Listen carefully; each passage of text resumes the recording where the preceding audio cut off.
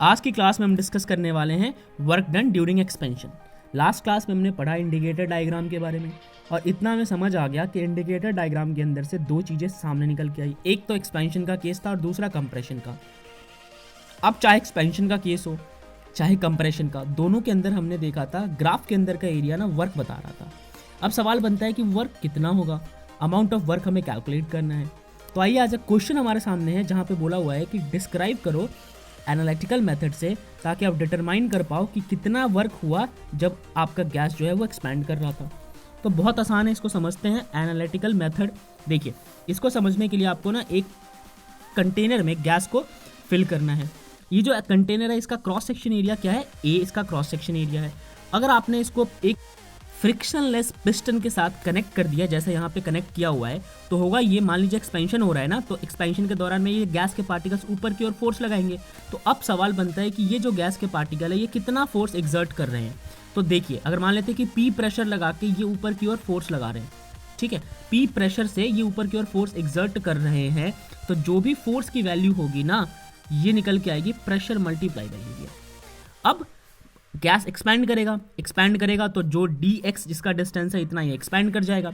अब जब ये इतना एक्सपैंड करेगा तो इस दौरान में ये वर्क करेगा। तो जो वर्क का फॉर्मूला होता है हम सबको पता होता है, वो होता है फोर्स इनटू में डिस्प्लेसमेंट।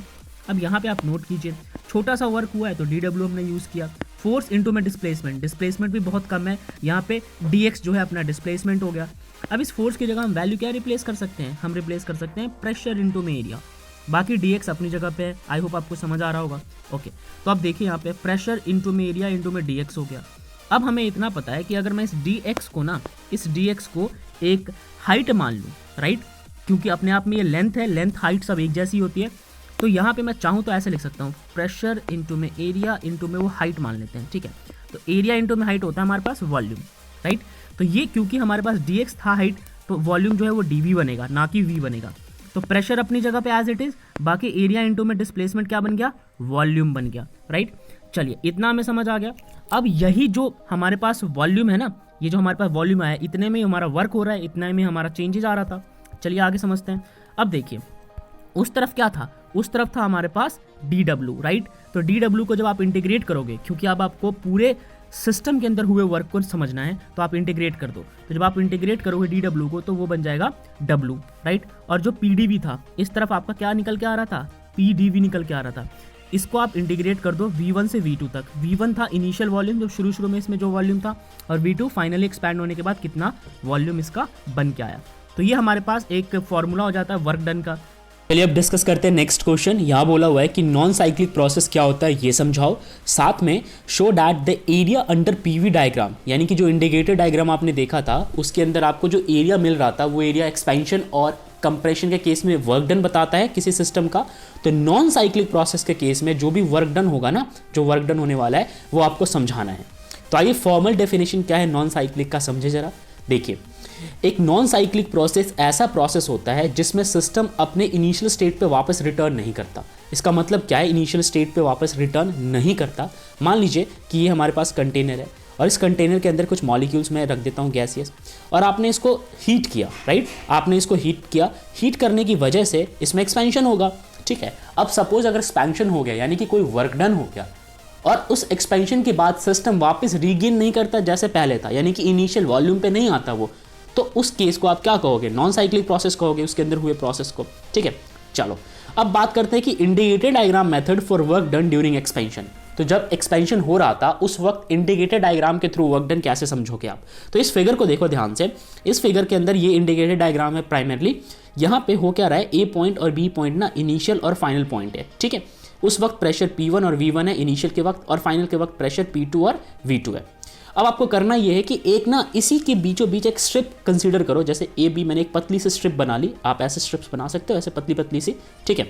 तो यहाँ पे मैंने एक स्ट्रिप्स बना लिया जिसका एक पॉइंट ए है, दूसरा बी है। अब देखो, ए से बी तक अगर कोई सिस्टम जो है वो वर्क कर रहा है, यानी कि यहाँ पे एक्सपैंड होने की कोशिश कर रहा है, तो ए के सारे पॉइंट्स, यानी ए के ऊपर जो भी प्रेशर और वॉल्यूम होगा और बी के ऊपर जो भी प्रेशर और वॉल्यूम होगा, हम वो कंसीडर करेंगे। सपोज कीजिए कि वॉल्यूम जो है वो इंक्रीज कर जाता है V से V प्लस डेल्टा V तक, यानी कि मान लीजिए यहाँ पे वॉल्यूम था V, इस पॉइंट पे अगर मैं वॉल्यूम बनाऊँ आपके लिए, ठीक है, लेट सपोज यहाँ पे वॉल्यूम है आपका V और इस पॉइंट पे वॉल्यूम आ गया V प्लस में डेल्टा V। आप देख रहे होगे कि नीचे की ओर वॉल्यूम एक्सपैंड कर रहा है, तो इतने से एरिया में कुछ तो वॉल्यूम बढ़ा होगा, ठीक है, तो उस वक्त वॉल्यूम आ गया डेल्टा V, ठीक है। अच्छा, ये B पॉइंट जो है ना वहाँ का वॉल्यूम है V plus delta V, okay. अब आप यहाँ पे प्रेशर एक बार को मेजर करो, हम मान के चलते हैं कि A और B पॉइंट पे प्रेशर जो ऑलमोस्ट सिमिलर है। आप यहाँ पे देखो ये चीज प्रेशर A के लिए और ये प्रेशर जो है वो B के लिए, तो A और B के लिए प्रेशर में इतना ज़्यादा डिफरेंस नहीं है, तो हम कांस्टेंट मान लेंगे दोनों प्रेशर को, ठीक है, ओके। और जो CD पॉइंट है हमारे पास, CD जो है, ये CD दिख रहा है आपको, ये C से लेके D तक, तो CD में जो वॉल्यूम होगा वो होगा V प्लस में डेल्टा V। इतने का वॉल्यूम क्या इंक्रीज किया है, इतने का वॉल्यूम इंक्रीज किया डेल्टा V से, राइट। तो हमारे पास जो वॉल्यूम आएगा CD का वो निकल के आएगा डेल्टा V। चलो ये चीज़ समझ में आ गया आपको। अब आगे बढ़ते हैं और हम ना वर्क डन निकालते हैं कि यार इस टाइम में इतने से एरिया का वर्क डन क्या होगा। तो अगर मैं वर्क डन की बात करूंगा यहाँ पे, तो वर्क का फॉर्मूला वैसे तो होता है फोर्स इंटू में डिस्प्लेसमेंट। अगर मैं लिखूँ work is equal to force into में डिस्प्लेसमेंट, मगर फोर्स को हम चाहे तो प्रेशर इंटू में एरिया लिख सकते हैं। तो यहाँ पे मैं लिख देता हूँ फोर्स को प्रेशर इंटू में एरिया, और यहाँ पे जो डिस्प्लेसमेंट है वो है डेल्टा V, ठीक है, इतना ही डिस्प्लेस कर रहा है। तो सॉरी, जो डिस्प्लेसमेंट है यहाँ पे वो बहुत माइनर है। तो डिस्प्लेसमेंट की हम बात करते हैं, डिस्प्लेसमेंट हमारे पास है S, तो एरिया इंटू में डिस्प्लेसमेंट हमारा बन जाता है वॉल्यूम, ठीक है, यहाँ पे हम लिखेंगे वॉल्यूम। अब क्योंकि डिस्प्लेसमेंट बहुत थोड़ा सा हुआ है तो वॉल्यूम भी थोड़ा सा ही आएगा, तो हमारे पास वर्क का फॉर्मूला आएगा चेंज इन वर्क का प्रेशर इंटू में डेल्टा V, राइट। अब आप प्रेशर की जगह चाहो तो AD लिख सकते हो, ये दिख रहा है प्रेशर AD के बराबर है, यहाँ पे हमने AD लिख दिया, और डेल्टा V की जगह आप चाहो तो CD लिख सकते हो। तो हमारे पास वर्क जो आ गया ना, चेंज इन वर्क, वो आ गया AD multiply by CD, right. अच्छा, AD मल्टीप्लाई बाई CD जो वर्क आया वो किसका आया, ये शेडेड स्ट्रिप्स का एरिया आया। अगर आप चाहते हो कि आपको पूरे के पूरे इस सिस्टम का एरिया निकल के आ जाए, मतलब वर्क डन निकालना चाहते हो, तो इस एरिया को आप निकाल लो। इस एरिया को कैसे निकालोगे, इस वाले स्ट्रिप पे हुए वर्क डन को इंटीग्रेट करके, क्योंकि ये थोड़ा सा वर्क डन अगर आप इंटीग्रेट करोगे तो ये वर्क ना क्लियरली आपको पूरे एरिया का वर्क देके जाएगा, ठीक है। तो यहाँ पे हम इसको इंटीग्रेट कर देंगे, सेम इक्वेशन रहनी है यहाँ पे, बस आपने इंटीग्रेशन का सिंबल लगाना है, dw का इंटीग्रेशन w होता है, और लिमिट्स आपने v1 से v2 तक रखना है। तो जो भी एरिया PV डायग्राम के अंदर आता है वो पूरे एक्सपेंशन को रिप्रेजेंट करता है। आगे समझते हैं कि hence the work done by system is numerically equal to the area enclosed between PV diagram and the volume axis, यानी कि जो भी वर्क डन हुआ है वो न्यूमेरिकली किसके इक्वल है, जो वर्क डन हुआ है न्यूमेरिकली इक्वल है इस कर्व के अंदर आने वाले एरिया के बराबर। चलो ये बात समझ गए।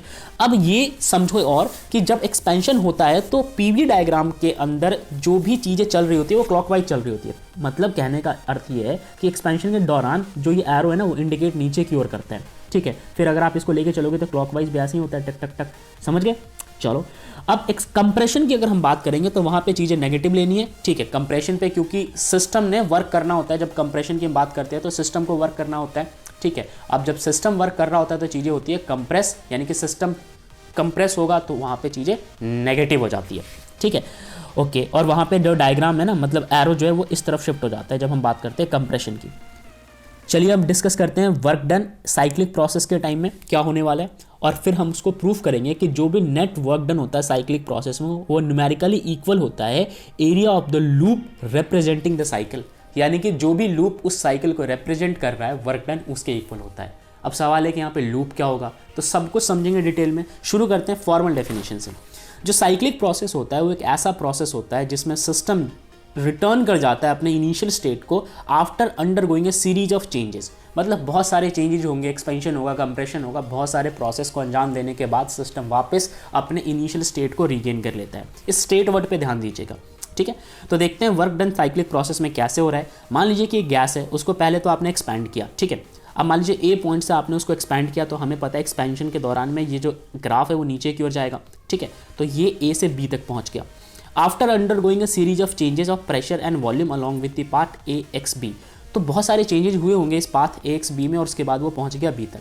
अब चलो B तक पहुंच गया, B से अगर वापस वो A तक जाता है तो हम इसे कहेंगे कंप्रेशन, ठीक। तो साइक्लिक प्रोसेस में क्या होता है कि इनिशियल पोजीशन को रीगेन करना है, तो एक्सपेंशन के बाद अगर आपने कंप्रेशन कर दिया और इस पूरे पाथ को, इस पूरे लूप को प्राइमरली अगर आप देखने की कोशिश करोगे तो आपको समझ आएगा कि ये साइक्लिक प्रोसेस है, ठीक है। तो देख रहे हो A से गया B तक, फिर वापस एक्सपेंशन के दौरान तो A से B तक आया था, लेकिन कंप्रेशन के दौरान B से A में जाने के बाद वो इनिशियल पॉइंट यानी कि A को वो रीच कर लेता है। तो this is all about your cyclic process. ये PV डायग्राम है, ओके, यहाँ तक समझ गए। चलो, अगर आपको ये चीज़ समझ आ गई तो हम आगे बढ़ते हैं और हम डिटेल में इसको डिस्कस करते हैं कि साइक्लिक प्रोसेस जो है, एक साइक्लिक प्रोसेस किस तरीके से फिर अंडरगो हो रहा होगा इंडिकेटर डायग्राम के केस में। तो देखते हैं। देखो, work done by the gas during expansion, जो भी वो गैस था ना, एक्सपेंशन के दौरान में कितना वर्क करेगा, तो वो वर्क करेगा जो भी एरिया होगा AXBCDA, यानी कि यहाँ पे अगर आप एरिया देखो AXBCDA, इस दौरान में जितना भी एरिया होगा, आप सोच के देखो ना, पहले ये वाला एरो तो रहा नहीं होगा, तो हम सारा का सारा एरिया इसके अंदर का बोलेंगे एक्सपेंशन के टाइम में, समझ गए। तो ओके, ये हमारे एक्सपेंशन के टाइम का वर्क डन है।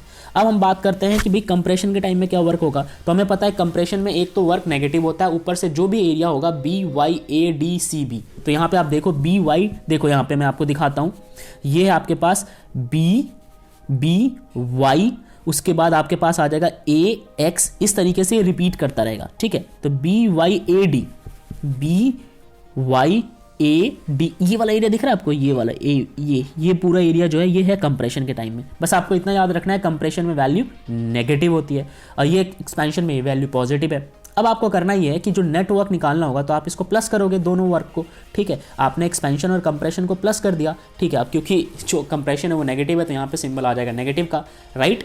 अब आप इस दोनों को सॉल्व करने के बाद जो आपका एक्चुअल एरिया निकल के आएगा वो निकल के आएगा AXBYA। देखो ये कौन सा एरिया है जो लूप बन रहा था, AXBYA, केवल यही एरिया आएगा, ठीक है। ये वाला तो नेगेटिव था, ये मतलब सब्ट्रैक्ट हो जाएगा, ठीक है। देखो ये हमारे पास पूरा एरिया था, मैं आपको फिर समझाता हूँ, ये हमारे पास पूरा एरिया था। इस पूरे एरिया में से अगर आपने इतना पोर्शन तो सब्ट्रैक्ट कर दिया, क्योंकि वो एक्सपेंशन में पूरा एरिया, कंप्रेशन में एरिया, ये सब्ट्रैक्ट हो गया, तो सिर्फ और सिर्फ यही वाला एरिया बचा जो आपको साइक्लिक प्रोसेस में मिलेगा, राइट। ये बात समझ गए। तो ये हमारे पास आता है साइक्लिक प्रोसेस के केस में नेट एरिया, राइट। चलो अब कुछ और बातें, क्या कंक्लूजन निकल के आया साइक्लिक प्रोसेस से। नंबर 1 कि भाई जो साइक्लिक प्रोसेस होता है उसमें जो वर्क डन होता है वो न्यूमेरिकली इक्वल होता है जो भी एरिया लूप के अंदर इनक्लोज है। आई अगेन रिपीट, लूप के अंदर जो एरिया इनक्लोज है। If close loop is traced in clockwise direction, अगर आप इसी लूप को क्लॉकवाइज डायरेक्शन में ट्रेस करने की कोशिश करोगे तो आपको एक्सपेंशन के बारे में समझ आएगा। देखो ध्यान से, ये है क्लॉकवाइज डायरेक्शन, तो इस लूप का ये वाला हिस्सा अगर आप ट्रेस करोगे तो ये एक्सपेंशन बताएगा, और अगर ये वाला हिस्सा ट्रेस करोगे तो ये कंप्रेशन बताता है। ये चीज़ समझ गए। चलो अब हम बात करते हैं कि जो वर्क होता है ना एक्सपेंशन के केस में वो कहीं ज़्यादा होता है एज कम्पेयर टू कंप्रेशन के केस में, क्योंकि वो वैसे भी पॉजिटिव वर्क है। If close loop is traced anti clockwise direction, तो जैसा मैंने बताया फिर उस केस में आपके पास क्या हो जाएगा कि कंप्रेशन का वर्क ज़्यादा हो जाएगा। वैल्यू नेगेटिव है बिकॉज वहाँ पे सिस्टम पे काम हो रहा है इसलिए नेगेटिव है, ओवरऑल न्यूमेरिकली वो नेगेटिव नहीं होता। तो ये था हमारा साइक्लिक प्रोसेस का टोटल डिस्कशन, जिसके अंदर हमने साइक्लिक की फॉर्मल डेफिनेशन समझी, एरिया समझा किस तरीके से हम निकालते हैं, और उसके बाद हमने नेटवर्क भी निकाल के देखा। तो आई होप आपको ये चीज़ समझ आया होगा। जय हिंद।